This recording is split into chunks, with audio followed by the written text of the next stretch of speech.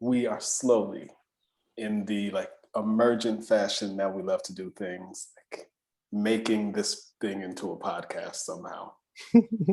Now, part of the idea is, this time around, we would like to take like part of the first half of the time to kind of do a podcast style where we want to break down some of what we've been up to this past month. We want to talk about the ways that we're integrating the 12 steps into this process. We want to talk about the first 2 steps for the first month and the second month. And then we want to open it up and see where people are, hear your reflections, hear insights, and try something brand new. Iman? Yay! So we're gonna not do the like check-ins right now, even though there's just 2 of y'all here. Going against the muscle memory and some of my body to have a different experience. Oh, we didn't like put the playlist together. We need the like 12 steps of decolonization playlist. Oh, okay. To be able to like drop in music on occasion too. Yeah, we'll start doing that too. We'll start doing that for you too. And make that available as well. Yeah. Okay. So Dreamers Anonymous. Decolonization for Dreamers. The 12 steps of decolonization.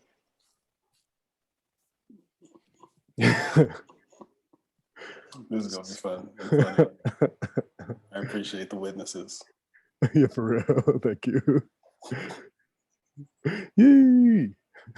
Filmed in front of a live studio audience. We'll say what Mumwa said. When we put our hearts here, that means laugh.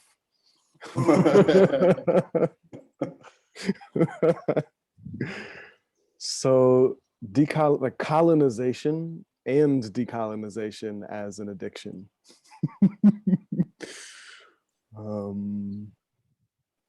Just as a disease. As a disease. And one that, like, the addiction is one we will probably not, it's not something that we will find a cure for. It's something that we most likely will learn to like deal with and live with, even as it changes form in us. Good addiction. Yeah.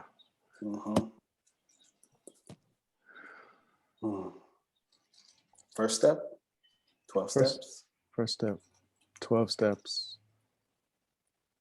What's the first step, Tapi? We admitted we were powerless, that our lives had become unmanageable. And I would probably say something like, I am and we are powerless, and my life, our lives have become unmanageable. Life cannot and will not be managed. All those things. I feel like there's something about like the admittance and acceptance of powerlessness in this place, especially in these conversations of decolonization, and the breadth of them and the weight of them and the impacts they have on our bodies, and the like impact of colonization on our bodies now and across time, which there's some, when I hear them manage, like my lives have become unmanageable. There's something about like life just not being, you can't manage life. Like you might be able to do some things. You might be able to like set up some structures for yourself. You might be able to set up habits and patterns that you follow and ways that you are in order to deal with suffering, in order to deal with the things that come up. And still, like the things are gonna come up. And so there's something in that, like in that first step of like admitting powerlessness and admitting that like kind of whatever power you might assume you have, or whatever like control we might try to like convince ourselves of, there is some level at which this is not manageable. Like you have no control, you have no power, and some invitation into really sitting with that and being with that.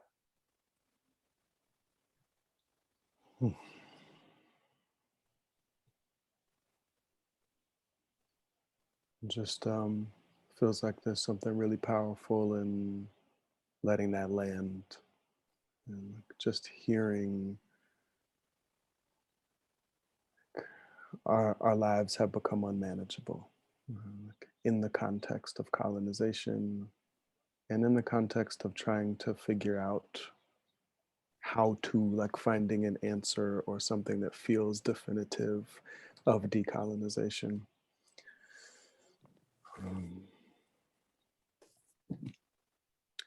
And it makes me think about where I go next is asking the question of like, what is power?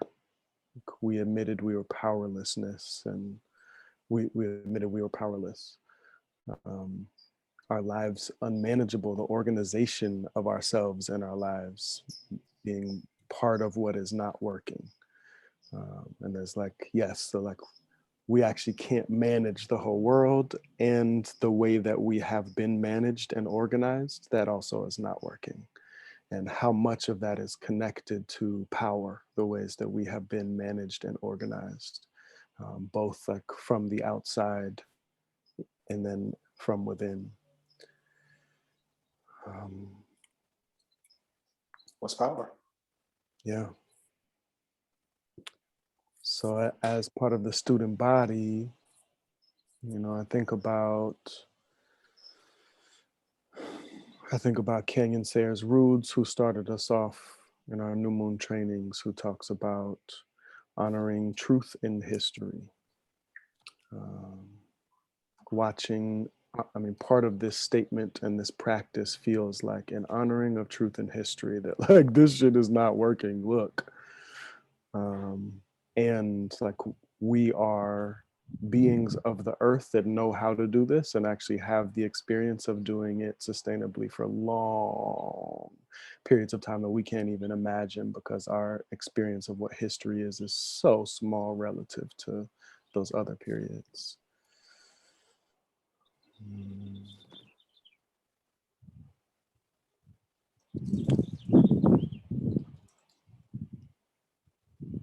Still, what's power?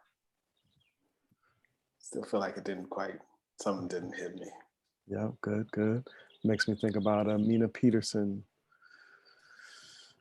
who talked about joy as power, talked about the body and erotic exchange with energy, with self, with mindfulness, with embodiedness, with others as power, the act of creation, if we, you know, sometimes as power.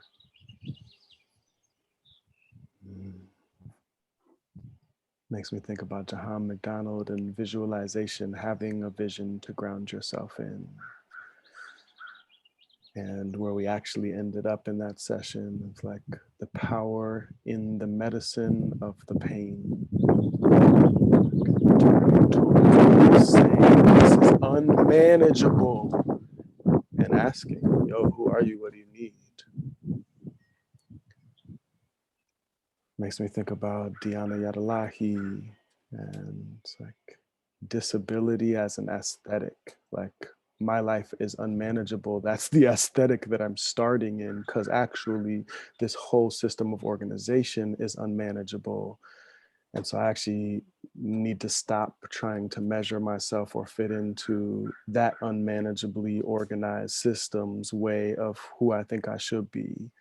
And I just need to start actually sourcing the truth of what I need, who I am, how I move, how my being works.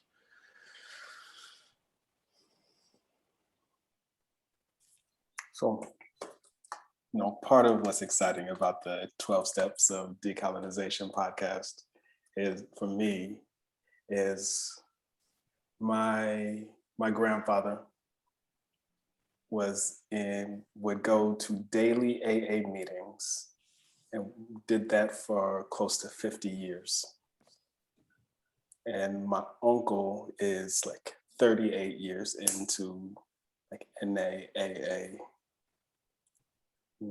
Definitely have some like family who have really like dealt with the impacts of addiction, the disease of alcoholism, the disease of addiction to many things. And I was trying to find ways to like connect to the what I call the power of that legacy of practices. Like that's a really powerful legacy that I'm connected to. Like almost 50 years of daily meetings. And so like I'm noticing for myself right now. So for me to admit I'm powerless and that like, my life has become unmanageable in the context of colonization, really what it feels like is like I'm so enmeshed in the disease, in the discomfort, in the both the actions and the impacts of those actions. And it's like in many ways I don't even know where to look for the alter. Like I don't even know where the AA meeting is for this thing. I don't even know what. Sometimes I get confused about what the disease is. I'm so enmeshed in it. I'm so I take myself to Safeway and I buy a few things and I come back down and it's all in a car and it's all like all the things are wrapped in something and like, well, that's colonization. I come to my house and I turn on my lights and I'm in my clothes and like there's all these ways that I'm so caught up already that I know there will be serious withdrawal if I had to like figure out like if something actually came up that was like, well, this is the disease. And if it was as easy as, well, I stopped drinking. Well, I stop all that colonized shit. In this moment, I'm like, yeah, I would feel really powerless. And I would really notice how like unmanageable my life is. Like, really notice the like all the ways that I've been like immersed in this system. Recalling in my grandpeoples, like, sourcing that memory place and still having, when I think of power, I like Landmark. I learned this thing in Landmark where they talk about power as the time between when we think of a thing, like imagine a thing is possible and can bring it into existence. And folks that have power are able to like manifest, essentially, like bring into creation this thing. And in this context, it's like to admit I'm powerless means to admit that I have no fucking clue how to bring anything, like manifest anything here. Actually, like, I don't know what to do in response to colonization. I have no idea what, like how to bring to form the thing that would be not this, the thing that would not be the disease. Okay, Monroe, you know, jump in there for a second.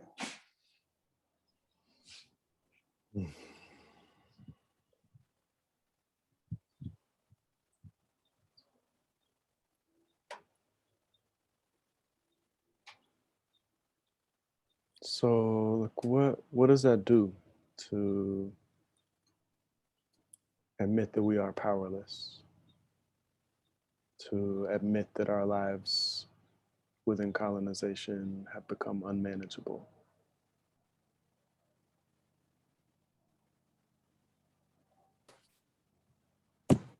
You tell me. What's it go? I mean, My wife and I. Uncle Don, we're gonna come to y'all in a minute. We We're appreciate gonna it. take a few more minutes and then we're gonna like calling you and your wife and the stories. We love it. Yeah. Thank y'all for being here. We practicing. Y'all get to be part of the practice. Yeah. We need that. I mean, so there's a way that alleviates some pressure for me. Like, speaking of being a part of the practice and practicing, there's some Einsteinian trick of like, you can't solve the problem with the same thinking that created the problem. I'm sure that's some ancient proverb as well. Like, it slows me down, it stops me, it has me ask, oh, okay, brother. It has me ask like, it has me stop trying to solve, and something about slowing down, disrupting, pausing the solving mind just allows me a different kind of presence, and allows me a kind of presence that's not so caught in an inertia and in an experience of there being something wrong, and in inertia and of experience of like me having an answer, like me having a right to a wrong, in a way that is kind of polarized and diametric. And it brings me to question of deep wonder. It brings me to like receptivity. It brings me to taking account, like to looking what is here, what's happening. Like if I don't actually know what the solution is, it has me just like stop and check it out and feel it. And it's funny because I can feel the power of that. And you ask that question, what is power? And like, there's power over, right? We have these ways of measuring and categorizing, and the justice world talks about power over and power with. And there's like, maybe if I had billions of dollars and a military and nuclear weapons, like I might try to force some motherfuckers into some shit. I might try to use some power over to make some things different on this planet. That's the money way. Money way. Colonize. We're gonna uncolonize by colonize. It's not necessarily in my deepest heart of hearts intentions or in complete integrity with my practice, but the truth being, like I try to enact domination in my life in different times, whether I'm trying to or not. And I can't do that here. I cannot dominate, and oftentimes, most of the time, it does not work. For those that got the armies too. Cycles of violence on the micro scale in conversation with my boo, my best friend here, and on the larger scale, trying to control how the earth is organized. And then there's power with, and the power with, like that feels like some of what arrives is like, whoa, I'm like trying to take an experience of a deficit of power and propel it into an experience of power but it's still the experience of powerlessness, this domination strategy. Because I'm operating within an ecology where if it's domination, then I'm going to be creating powerlessness while I create power. And as I stop and I'm just like, fuck, actually, I can't do this. This is bigger than me. I then begin to notice all that I am with, all who I am with, my sponsorship community. And I tap into a different kind of power. We talked about that sponsorship community, like because we got to like break down all these ideas and like let folks know some of the things they're working with. You break that down a little bit.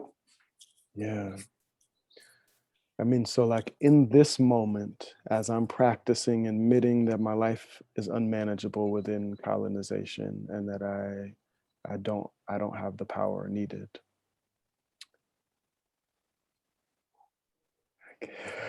In letting that actually be true as much as I can in this moment, in the like, you know, there's probably some like rage and grief that needs to move through in that process. In this moment, there's like a softness that arrives, and there's a sense of like, I feel the wind on my skin and it feels caring. I feel the birds around me and I feel the life in them as they sing. I feel the sun hitting my face and the warmth is so comforting to my body. It's the perfect temperature. I don't feel like there's something I'm not doing that I need to be doing as much. And so I also have more access to a sense of what I can do, of like of possibility and power that feels actually possible rather than like I've got to dominate the world into being what I need it to be. So inviting in, and I feel like this conversation, I feel River's witness and the like body movements and the resonance that you express. And I feel like the wisdom of going back and forth and your help in asking a question and the like groundedness of the way that I can see myself in your witness.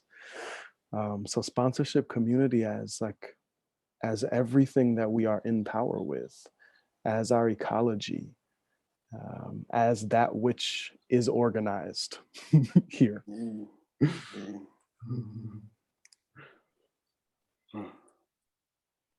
And I just like, I need to like say a little shout out to like sponsorship community being also, and we get to decide what kind of boundaries we need around this, but like, you know, the fucking tweets that I get on my phone that I probably need to have different boundaries around that tell me that, you know, Bezos is planning to send somebody to Mars or the moon or whatever the fuck. And like, all right, billionaire Bezos, richest man on the planet who doesn't know what to do with his money except send us to space. I don't know if he knows that there are plenty of people starving and suffering and homeless, and there are houses for all those people and food for all those people. And actually, but letting his choices and what happens in me and what that does to all of us also be a part of our sponsorship community. Like there's something about like, actually, if I don't know, if I don't have the power, if like my job here is not to have the answer and the control to make it true on a like changing colonization level, there's something that like has me let them into in a different way.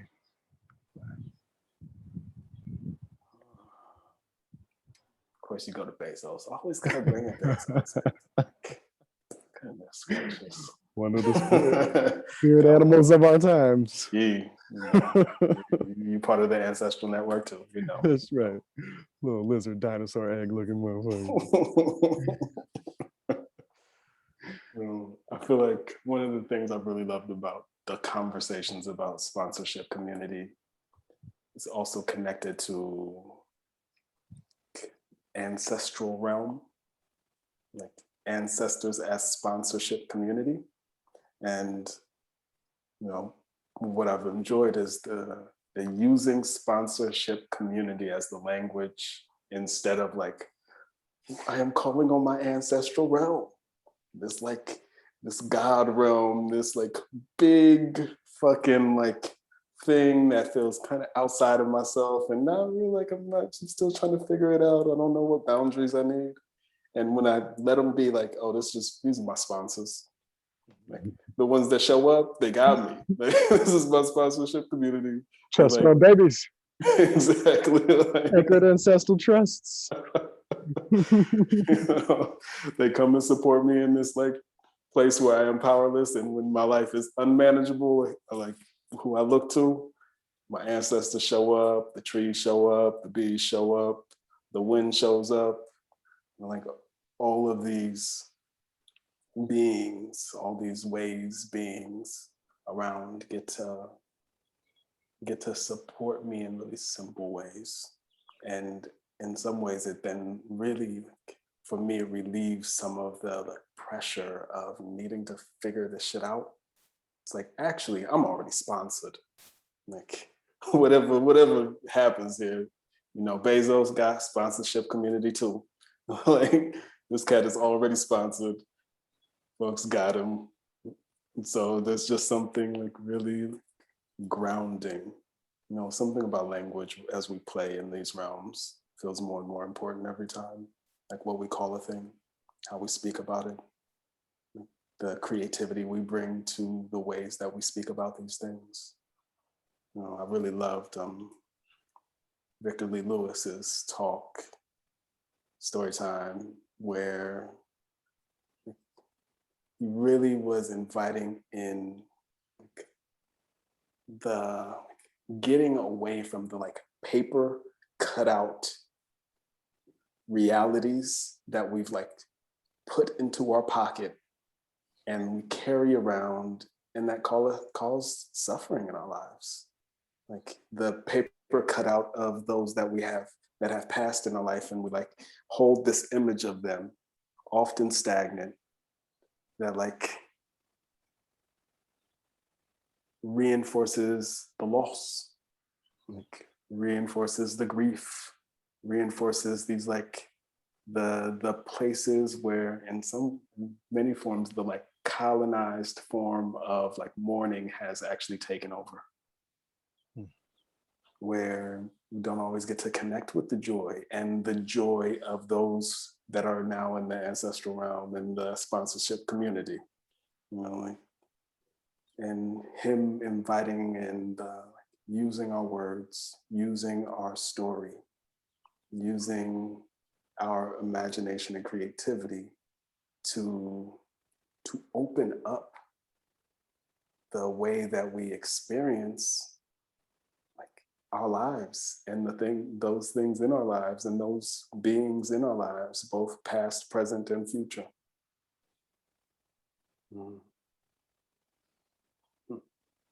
Yeah, it makes me really curious. Well, okay, couple things.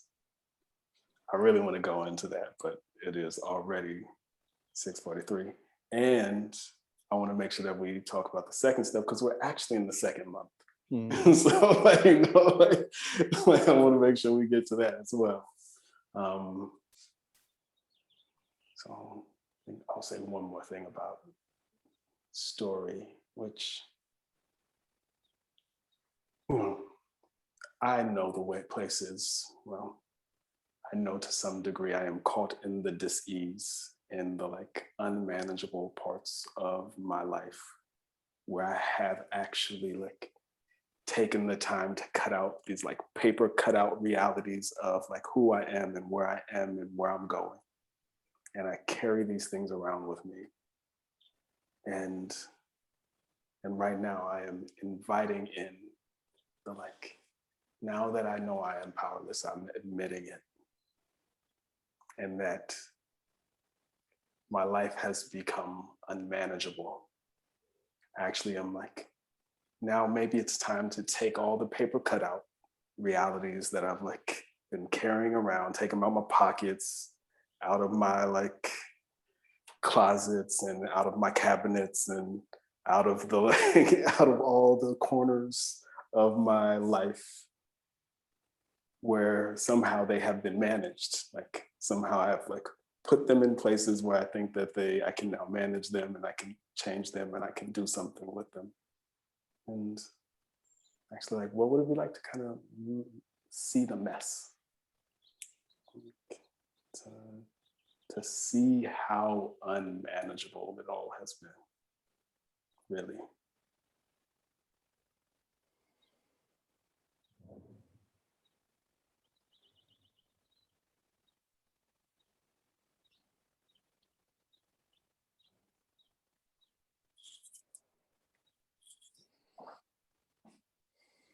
What's the second step?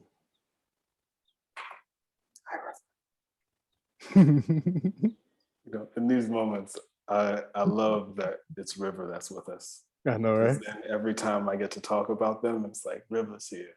River is got us.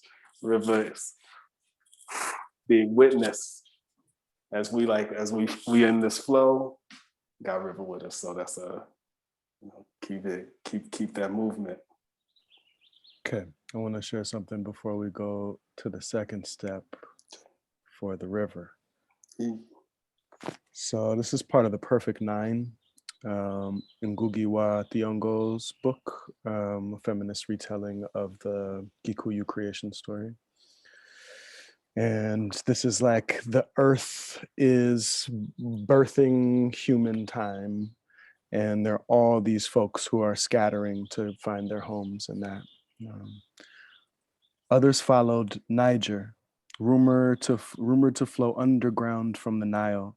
To others, the Senegal, the Congo, Bangui, and Kasai were the rivers of promise. Another group trusted their dreams to Orange and Limpopo and Zambezi. When the river led to a cul-de-sac, they trekked through the forest and mountains. The ladies of Egypt and those lands followed their young men, not believing that mountains could produce beauty to rival that born of water. Beauty born of a mountain? How can it beat the beauty born of water? Water, earth, air, sun, which of them is the fountain of life? Sun brings heat and light. It divides day and night. It makes plants and trees breathe in and out. The fumes rise to the heavens and become dark clouds. The clouds become pregnant. They let down rain. The earth drinks the water. Plants grow roots. They bear leaves and flowers. They bask in the sun, and so on. One thing to the other, the circle of life. Among water, earth, air, and sun, there is no superior. Together they make the primal seed of life. Life is one. Humans, animals, beads, birds, worms, creatures of the sea. Every being takes its share from the common ocean of life.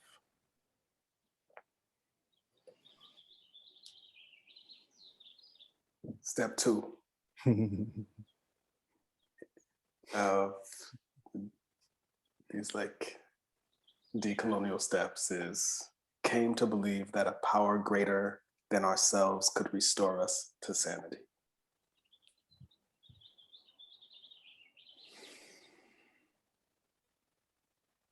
Oh, part of the colonial thinking is that it's me, the individual.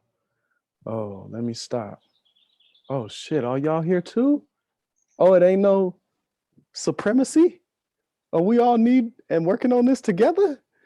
Oh, ain't nobody better than anybody else? Oh, it's the earth? Oh, the celestial bodies? Oh, the bodies of earth and water and air? Oh, that's one many powers bigger than ourselves to turn to. So, okay. Oh, goodness. There's so many things, because when you started talking about power with and power over, it actually made me think of, I got to find it, Betty Martin, The Will of Consent. Mm. As we like think about this thing as one thing, then a process of integrating power needs to take place, like where power gets to be, I won't say pure, like pure. Power gets to be power, kind of in whatever ways it manifests. So like power over can't be demonized. Power under can't be demonized. Power with can't be made into this fucking like, oh, it's power with, so everything is great. Because, some of us want to be dominated.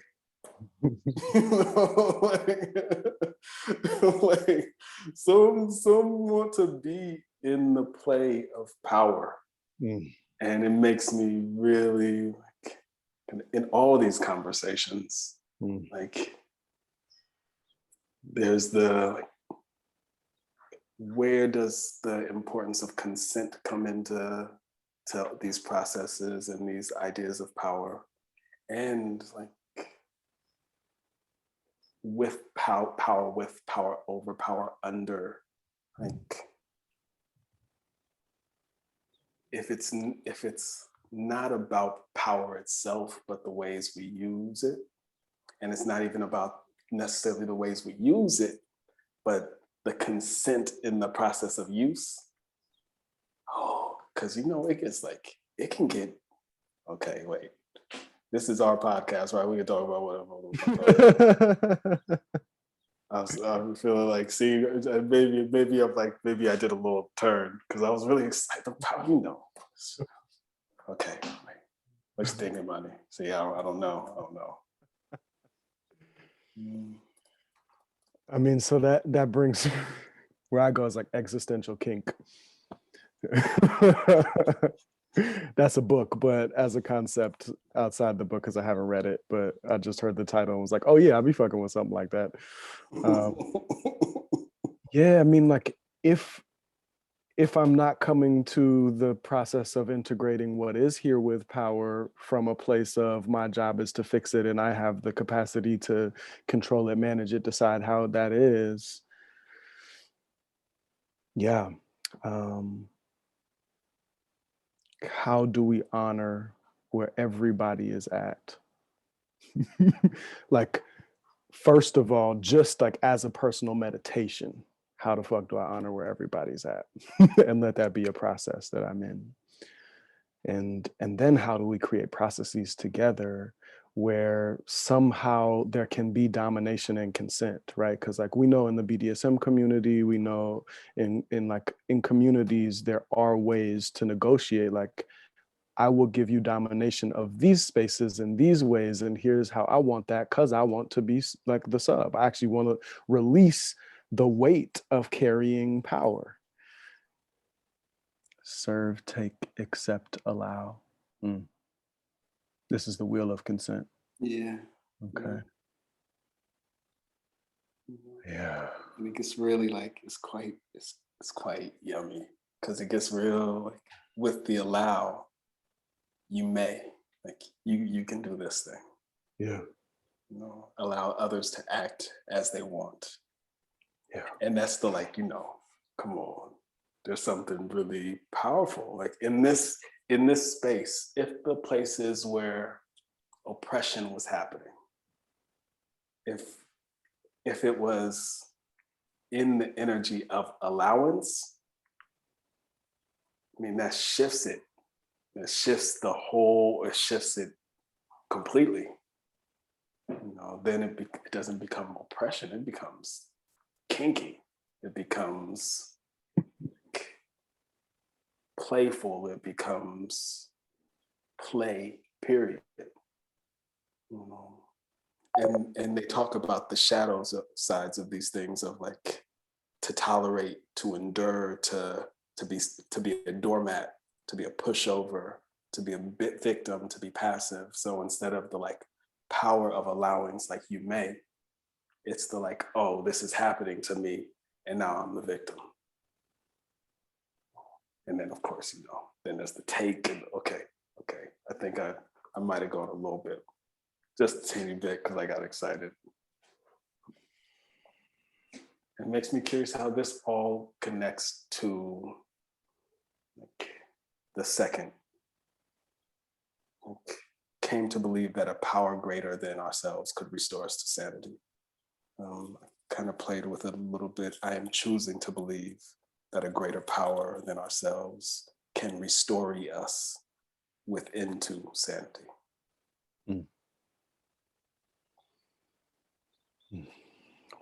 We say that again? I am choosing to believe that a power greater than ourselves can restore us. And I said within to sanity.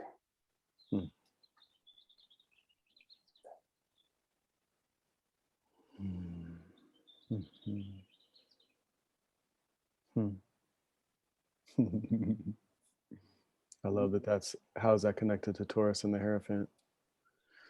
Taurus being Asar. I mean, we get deep. Oh, I see. Yeah, I got you for sure. Yeah. That's a whole other conversation. Exactly. But, we're not gonna go there right now. No. Go there right now because I'm excited to invite the river into the conversation and see what the river wants to say if they have anything to say. And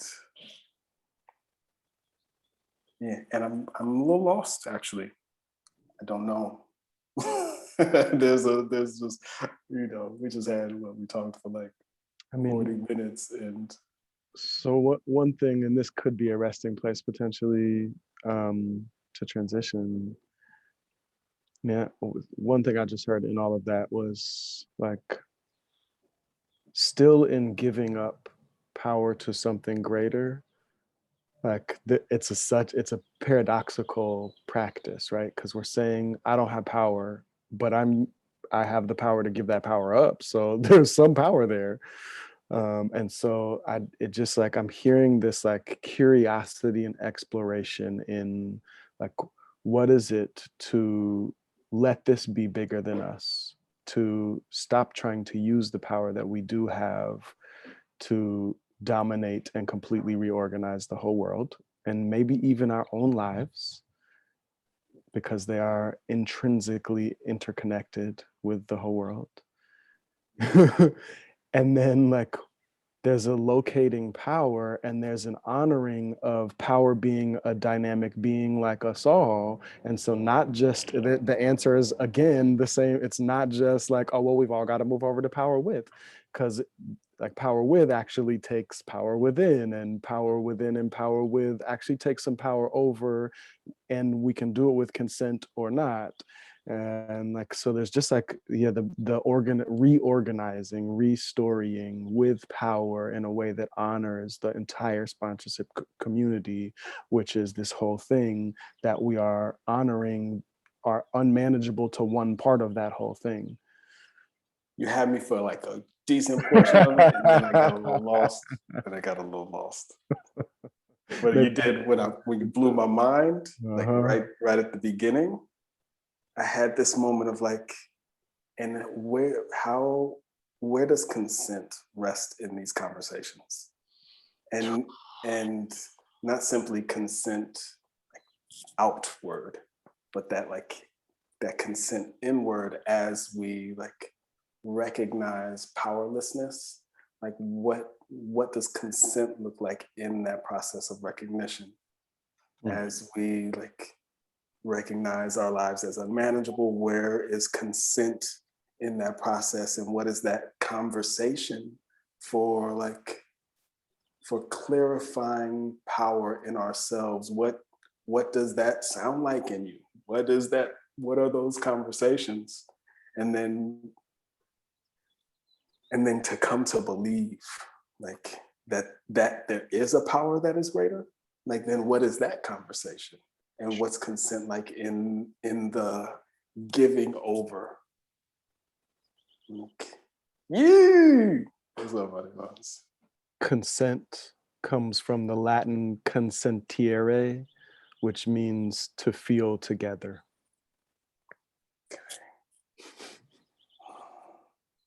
To feel together.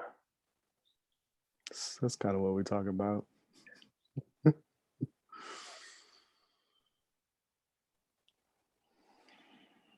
Is it time for River? I'm ready. Yes. I mean, no pressure. No pressure. We could keep. Yep. Yeah. Wow. I'm really excited to be here. I feel like I have this exclusive time with y'all. It's so exciting. And listening to you both is the experience. I really love where your brains go and your words go. So thank you for that. Wow, I don't even know if I know what to say. There's so much there to sit with. I mean, I was the first step, the admit to your powerless, that felt really scary to do. It was definitely like I had this, I noticed that I felt really sleepy all of a sudden. I was like, I just would rather curl up under my weighted blanket and go to bed, because it felt like if I were to think to admit that, then maybe it would feel hopeless. I don't think that's true, but that's like, Mhm. I don't know if I want to like go there, because if I feel hopeless, then I feel like it's over. And that feels scary. But yeah, I would be curious to like sit with this for a little bit and really see what that feels like, what it actually feels like versus like a fear. Because, and then I was also listening to you both talk about a lot of things, but the thing, the threads were like the wind and the sun, and um I was talking with a friend today who told me about their friend, and their friend had mentioned that the things that remain the same are the plants over time. And so if we don't know, maybe we could just be with them and listen. And so then I was thinking too about like, oh, well, if the sun is the same and the wind is the same, um, throughout time, that that feels like it doesn't feel as hopeless or as scary to think about powerlessness, because if there is space for that, to not be like, even as you were talking about it, I was trying to come up with plans and ideas and like, and I was like, wow, I can't even hold the space yet for that. Yeah. But if we do, or if there's times where I'm not thinking about these things, like what am I noticing then is like the flowers, the plants, the wind. And so um yeah, that just feels really beautiful, and it's not hopeless. No, That I we think can, that's. Oh, yeah. So go ahead. What were you saying? I was all excited. You got me excited with the like, because yeah, there's something about that first step that it's not. There's no. It's almost like there should be a stamp on it, like no action required. Like it's like be like let this shit impact you. Like just be with it, like, and let the thought of it, even the hopelessness that arises, like work itself out in us. And when I think of like then you, and part of the like being with it is what you spoke to, was like, oh, though the sun and the plants and our sponsorship community that is present, that we get to like be with them in the grief of fuck, like I'm powerless, and I like life will not be managed. I cannot manage it. My life is unmanageable at this point. And okay. And so it's just like Mm-hmm. River, will you say more about like what is it about the sun, the wind, the plants being the same that feels helpful? Or that like, what's that resource? We're like, if I think about ancestors, like us being able to experience the same thing. So like, I don't know, that there's this, along with the feeling of hopelessness, or this the fear that I might fear that or won't be able to make it through it, or come up to it and witness it, is like aloneness, like feeling alone in that hopeless potential hopelessness that I'm fearing about giving up power, and feeling, yeah, admitting that I'm powerless. And so there was like this calm feeling while thinking about these like natural things, or if we're given space, then we can be with these things that don't, or I don't, like they kind of move beyond time. And so they're not only there in the past, but they'll be there in the future, and it's right now. So then it's like that's like the resource to be with during this potential scary moment of hopelessness and aloneness. So I don't feel so alone if those elements are there. And I wouldn't be able to sit with them possibly in this way if I don't go through these feelings. Yeah. Something that really struck me in what you just said is like, in seeking connection, to not be alone in facing something that might bring hopelessness, that might kind of devastate the things that we're holding on to as like possible salvation or sanctuary.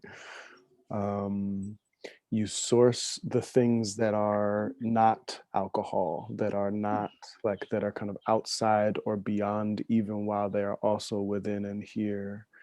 And there's something really deep and powerful about that for me, of like, oh shit, like, yeah, instinctively there's a turn towards like, who's not this? And you know, it's complicated, right? Because they've been jacked just like us, and we can also feel their ancientness in a different way. And yeah. And the ancestors. Yeah, and like the unknowingness of those things too, like their own, the sun, and you know, maybe we know some things about nature, but we don't know everything. And so there's that, like, maybe, like, I don't know, it just felt like, oh, they're right there with me all the time, and us.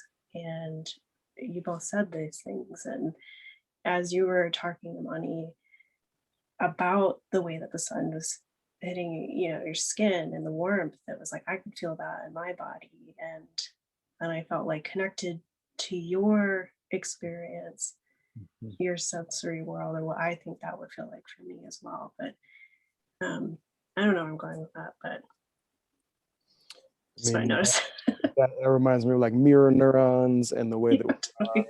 we are designed to be reflective creatures that calibrate to each other and to our surroundings. And, you know, it makes me think about the like Okmulgee, Muskogee folks who have just returned to the Mississippi River, and they were pushed out to Oklahoma during the Indian Removal Act, and they finally have some land again on the river where their language and then everything else, like them as a people, came out of the language of the great blue heron. And so this is like specific lineage that's like, we were formed by this one bird that lives over there that doesn't live over here, and we couldn't get our language back without the language keeper and creator. And now that we're back, we can actually, and they're reconstructing the language. So that just like again, the same thing of like, my mirror neurons need to be reminded of what it feels like to be the earth, to be part of this sponsorship community, to be connected, not alone. I like being part of it, because then we get to sponsor the sun, and we get to sponsor the wind, and I feel like that's a part of like when we think of things like poetry and music and dance and kind of the magic that we weave honoring these beings. It's us in many ways reminding them of the ways that they've impacted us, and being that like those mirror neurons for the sun, and for the persimmon that's in the backyard. Just, and I feel like that's again that, and with consent, with like, yay, persimmon.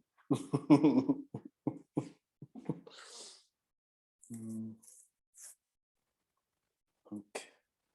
We're beginning to learn how to be in these conversations in our bodies, already knowing, like, with the base of powerlessness.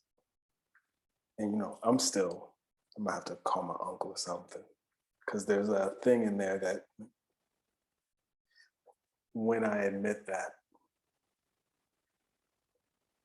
I still am like, then what's power then? Like when we're having this conversation, it's like, well, what's power? What are we then talking about? What is the like, and even when we get to a higher power, a power greater than ourselves, then what are we talking about? Like, you know, and all the places that can go. And in this conversation, I get really curious in the context of colonization and decolonization. Where do we really locate power? Knowing that we're already, like, we all have this disease, and that it ain't going away.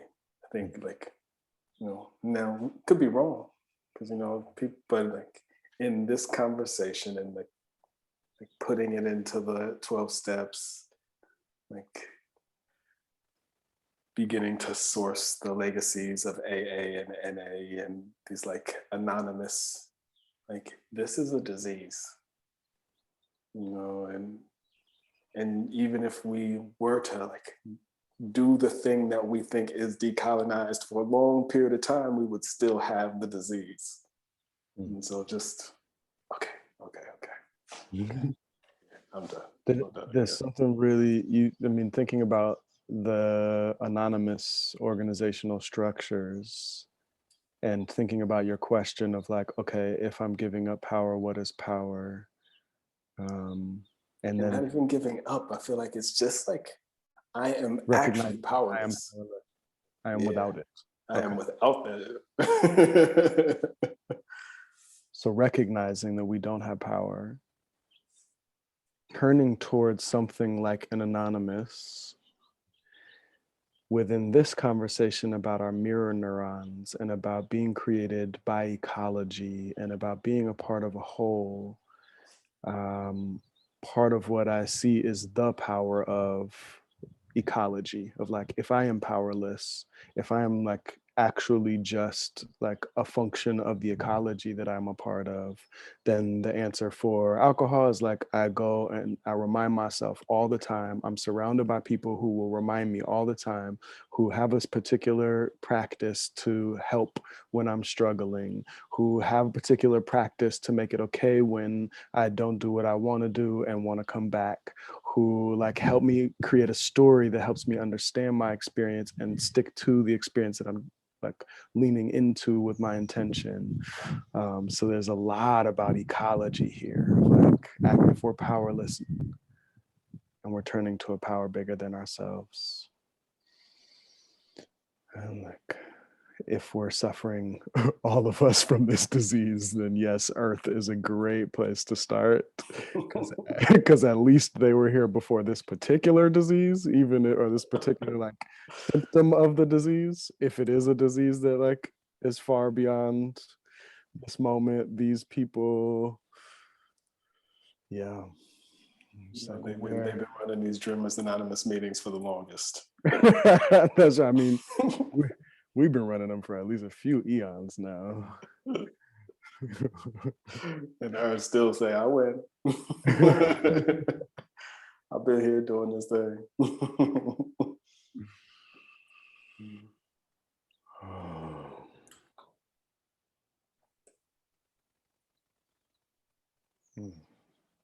The team.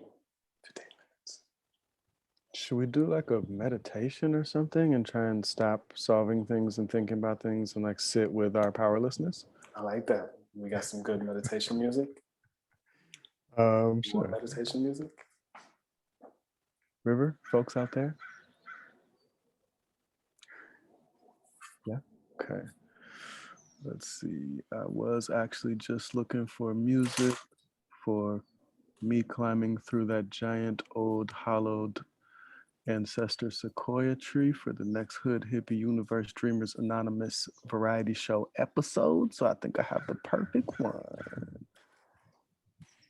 Boop. Okay.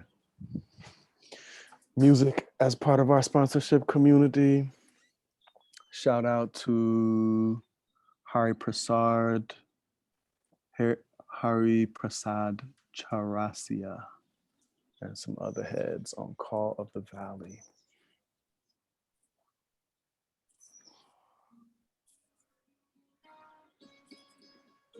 Where'd you go? Okay.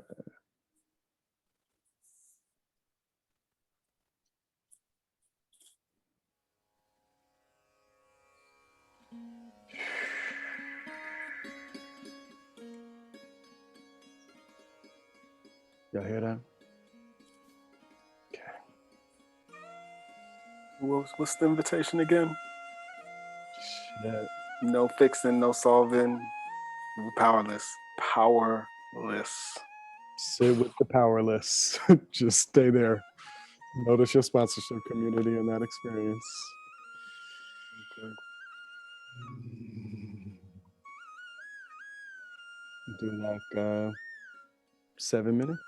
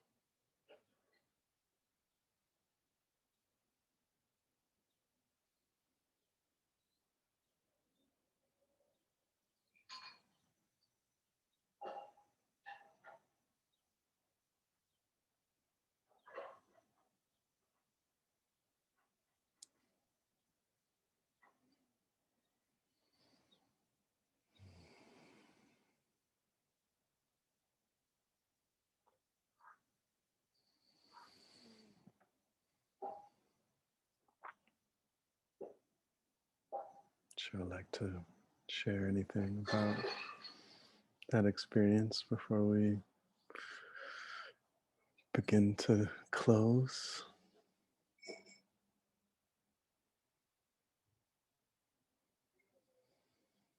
Mm. Take your time coming back, River.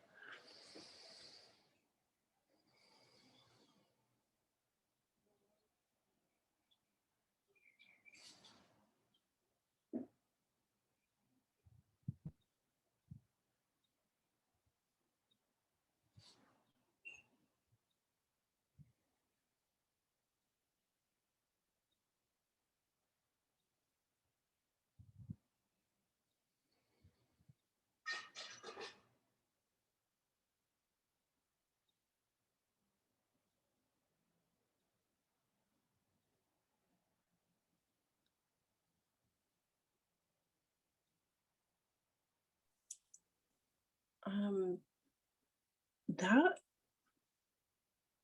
was amazing. I feel it was nothing like what I thought it would be. Like I was scared, I was so scared to think about that, or like, which I think prevented me to think about it, but or to be in it. But it actually was like felt more like acceptance, and um, I actually had hope, like more hope, and just how interesting it was to do meditation on powerlessness with other people. You know, so it's like I'm not alone. I actually feel hope. I have like acceptance. There's grief and rage there that I feel like really okay to explore, and I really want to sit with this. But it felt like it's like, oh, this is really important. This is really important to do, and it feels like a key to a door. Mhm. I'm really interested to see where this goes. Thank you for. I'm glad we got to do that together. That felt really special. Yeah.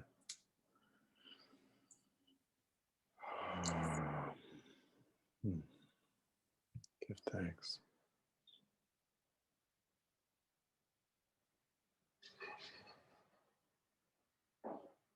Hmm.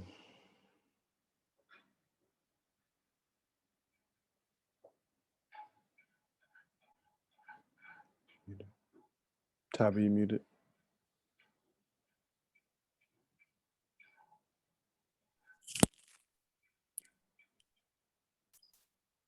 All about that mutation. Mm,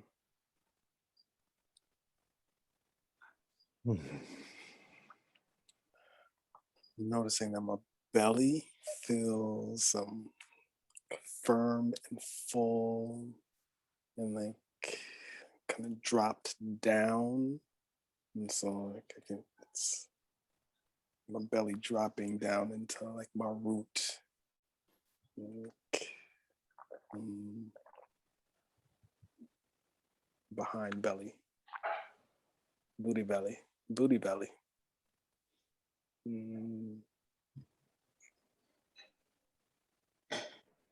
right now I'm in what started to like rise up, and I think it's just gonna kind of float with me for a little while, is how to have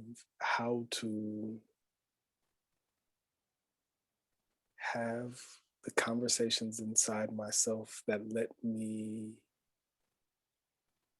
really notice what parts, what little ones, like what type of power they like, and become less dependent on something outside of myself satisfying these internal like needs of these like different parts, but me getting really good at being like, oh, you are about like power over, okay, like then how do I meet you with the energy of allowance inside myself, so that you actually this energy is able to move. Existential kink, power dynamics, power play.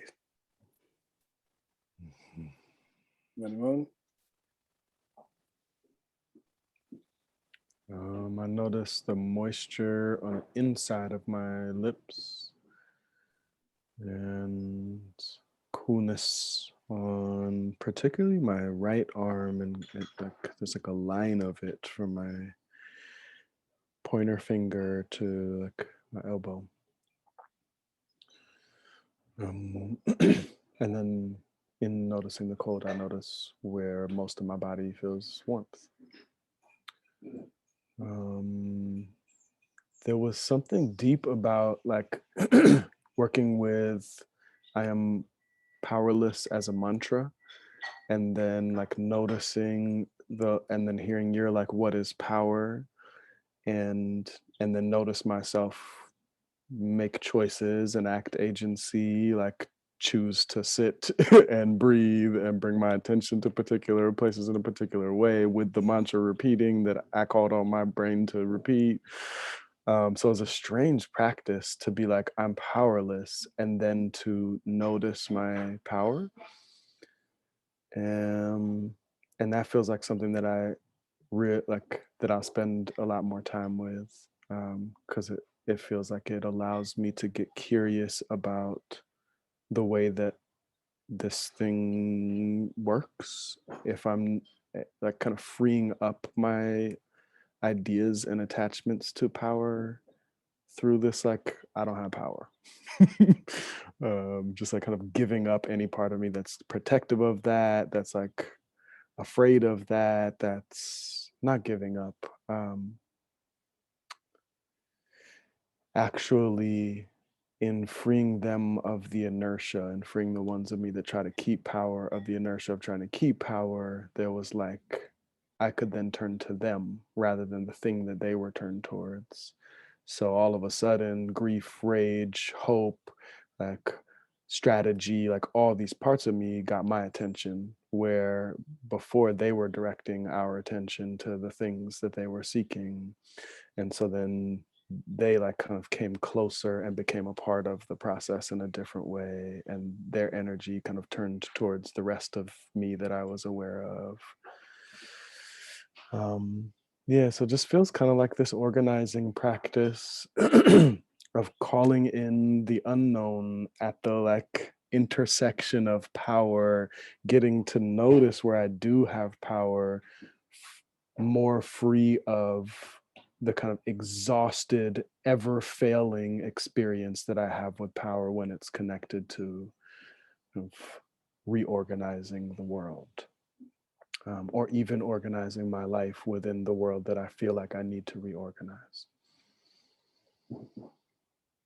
Yeah. So I got some of me back, and then with them got to be in this inquiry of like, okay, who are we? What are we? What can we do? What can't we do? Okay, we can't end colonization, but we can lessen oppression. Okay, so we can do that, and like just like sussing out. Yeah. Already finding things to do. Look at them. They get there so quick. They get there so quick.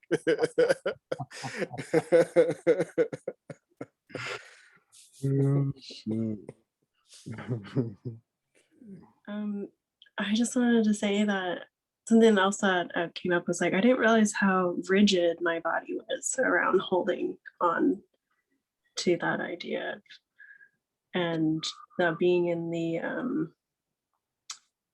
the mantra of, you know, what we were doing, and the saying of my powerlessness. Like, I was surprised to find my body softening, and I didn't realize how I was holding on so tight.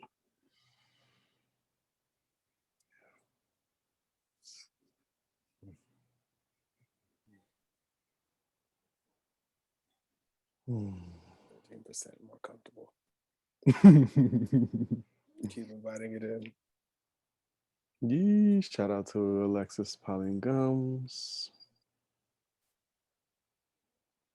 Hey, that was the podcast. I think that's the Yay! something like that. Something like that. Okay, featuring River Drosera. Did I say that right? Thank you. Yay! Feel so honored to be here. Thank you. Yay! For a moment, featuring Uncle Don B. Fireland Fanning. Yay!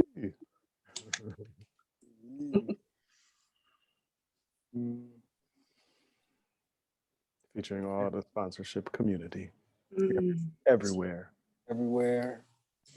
All those that have shown up. This is your work. Feel free to stay, do your work.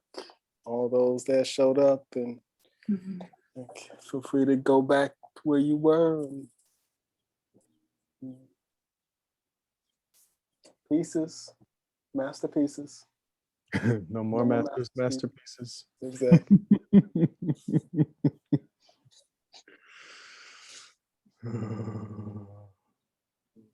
Okay. Yeah. Yeah. Yeah. Anything else? Anybody? Okay. Thank you. Who's next? Who's next? Who's next? Okay, River. Have a beautiful night. Yeah, you too. Thank you. Thank you for flowing with us. Bye. Hey. Yay!